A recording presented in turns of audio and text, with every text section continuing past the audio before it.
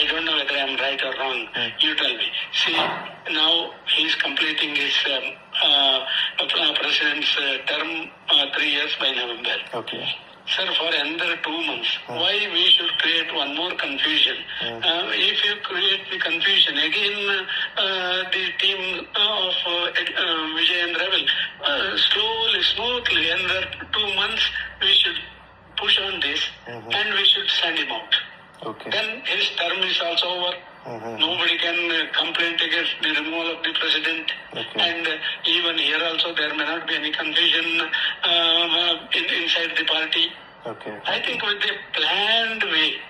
Exactly. For it is July starting after July, August, September. October, kick him out. Okay. Okay. If you do it now, his team again will Lingats, again they may start. But if after the completion, if he is replaced by some good man, then automatically Pradeep ji, everything will go smooth. That is my opinion. I don't say that this should be done. If there is any better options, certainly I do go along with the party. Okay. Am I right? You are absolutely right. But the double game is even played by Mr. BLS Joshi. Joshi is a major culprit man here. Sir, let it be, sir. I believe in God, sir. And because of that only, all people like me. It is not a certificate I myself giving for my credentials. But even if I get on in a bus stand, immediately 25-30 auto rickshaw drivers will come for selfies, sir. I have maintained that. I don't say Now shall I tell the boss? Say anything. ಯಾವ ಪ್ರಶ್ನೆ sir ಇದು? Sir ಈಗ ಇದ್ರ ನಡುವೆ ಇನ್ನೊಂದು ಬೆಳವಣಿಗೆ ಎರಡು ಮಾತಿದೆ. ಕೆಂಪೇಗೌಡರನ್ನ ಕಾಂಗ್ರೆಸ್ಗೆ BJPಗೆ ಸೀಮಿತವಾಗಿದ್ದರೆ ಯಾರು ನನ್ನ ಮೇಲೆ ಕಮೆಂಟ್ಸ್ ಮಾಡಿದ್ರ ಅವರು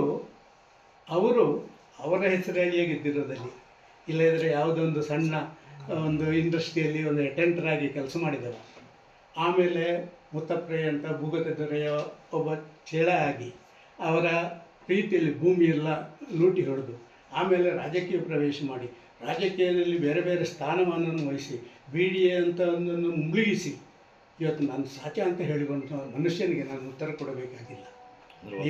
ಅಂತ ಹೇಳ್ತಾರೆ ನಿಮ್ಮದು ಅಲ್ಲ, ನಾನು ನಿಮಗೆ ಅದನ್ನೇ ನನಗೆ ಫೋನ್ ಮಾಡಿದರು ಬರಬಾರ್ದು ಅಂತೇಳಿ. ನಾನು ಹೇಳಿದೆ ಕೆಂಪೇಗೌಡರು BJP ಅವರಿಗೆ ಸೀಮಿತನ.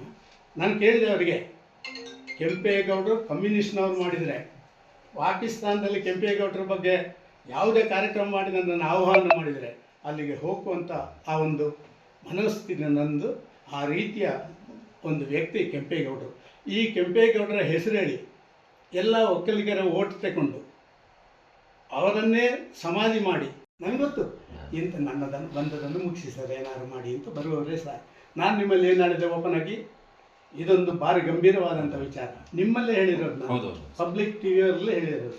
ಇದನ್ನು ದಯವಿಟ್ಟು ಇನ್ವೆಸ್ಟಿಗೇಟ್ ಮಾಡಿ ಇದರ ಮೂಲವನ್ನು ಅರಿಯಿರಿ, ಅರ್ಥ ಮೇಲೆ ಅದರ ಆಧಾರದಲ್ಲಿ ಮುಂದೆ ಏನು ಮಾಡಬೇಕಾ ಅದನ್ನು ಮಾಡೋಣ ಅಂತ ಹೇಳುವಂಥದ್ದನ್ನು ನಾನು ಹೇಳಿದ್ದೀನಿ. ನಾನು ಈಗಲೂ ನಿಮ್ಮಲ್ಲಿ ವಿನಂತಿ ಮಾಡಿಕೊಳ್ತಾ ಇದ್ದೇನೆ, ವಿಚಾರಗಳು ಗಂಭೀರ ಇದೆ. ಒಂದು ಪಾರ್ಟಿಯ ಆಂತರಿಕ ವಿಚಾರಗಳು ಒಂದು ರೀತಿಯಲ್ಲಿ ಬಾಹ್ಯವಾಗಿ ಚರ್ಚೆಗೆ ಆಸ್ಪದ ಆಗಲಿಕ್ಕೆ ಕಾರಣವಾದಂಥ ವಿಚಾರ ಇದೆ.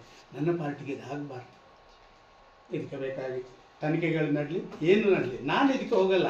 ನನ್ನಲ್ಲಂಥ ಸ್ವತ್ತನ್ನು ನಾನೇ ಮೈ ಮೇಲೆ ಹಿಡ್ಕೊಂಡು ಹಾಗೆ ಮಾಡಿ ಹೀಗೆ ಮಾಡಿ ಅಂತ ಕೇಳೋದಿಲ್ಲ. ಇದಕ್ಕೆ ಕೆಲವು ಟಿವಿಗಳಿದ್ದಾವೆ, ಅವ್ರು ಮಾಡ್ತಾರೆ. ಸುಮ್ಮನೆ ಸದಾನಂದಗೌಡರು ಟಾರ್ಗೆಟ್ ಆಗ್ತಿದ್ದಾರೆ ಸರ್, ನೇರವಾಗಿ ಹೇಳ್ತಾ ಇದ್ದಾರೆ ಪಾರ್ಟಿ ಒಳಗೆ ವಿಚಾರವಾಗಿ. ಇಷ್ಟೇ ಹೇಳಲಿಕ್ಕೆ ಇಷ್ಟಪಡ್ತೇನೆ, ನಾನು ಯಾವಾಗ ಟಾರ್ಗೆಟ್ ಆಗಬೇಕು, ನನಗೆ ಯಾರ್ಯಾರು ಕಾಂಪಿಟೇಟರ್ ಆದರೆ, ಅಥವಾ ನಾವು ಯಾವುದಾದ್ರು ಸ್ಥಾನಮಾನದ ಅಪೇಕ್ಷಿತರಾದರೆ, ಅಥವಾ ನಾನು ಇನ್ನೇನಾದ್ರು ಲಾಭ ಸೂಟ್ ಕೇಸ್ ತಂದು ಕೊಡುವಂಥ ವ್ಯವಸ್ಥೆ ಮಾಡಲಿಕ್ಕೆ ಬೇಕಾದಂಥ ಸುದ್ದಿ ಹರಡುವಂಥ ವ್ಯಕ್ತಿ ಆದರೆ ಮಾತ್ರ ನಾನು ಮಾಡಬೇಕು. ನೀವು ನನ್ನನ್ನು ಕಳೆದ 30 ವರ್ಷಗಳಿಂದ ನೋಡಿದ್ದೀರಿ. ಒಂದು ದಿನ ವ್ಯತ್ಯಾಸಗಳಾದರೆ ಕ್ಷಮೆ ಕೇಳುವಂಥದ್ದೊಂದು ಸಾರ್ವಜನಿಕ ಕ್ಷೇತ್ರದಲ್ಲಿ ನಾನು ಮಾಡಿದ್ದೀನಿ, ಮಾಧ್ಯಮಗಳಲ್ಲಿ ಮಾಡಿದ್ದೀನಿ. ಅದರ ಮೈಲೇಜಿಗೋಸ್ಕರ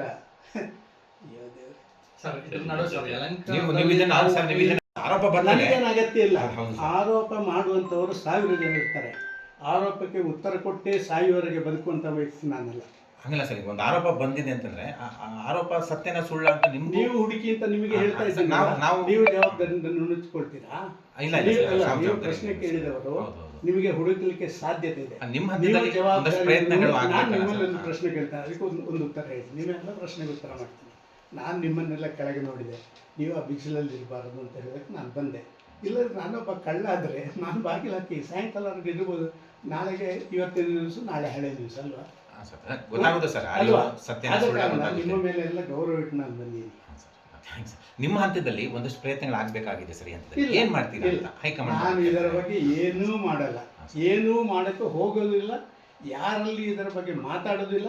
ನನ್ನ ರಾಷ್ಟ್ರೀಯ ನಾಯಕರು ನನ್ನಲ್ಲಿ ಕೇಳಿದರೆ ಮಾತ್ರ ಉತ್ತರ ಕೊಡ್ತೇನೆ ಹೊರತು ರಾಜ್ಯ ಮಟ್ಟದಲ್ಲಿ ಅದಕ್ಕಿಂತ ಸ್ವಲ್ಪ ಮಟ್ಟಿಗೆ ನಾನು ಎಲ್ಲವನ್ನು ನೋಡಿ ಈ ಸ್ಥಾನಕ್ಕೆ ಬಂದವನು. ಇವಾಗ ಯಾರಾದ್ರೂ ಮಾತಾಡಿದ್ರ ಸರ್?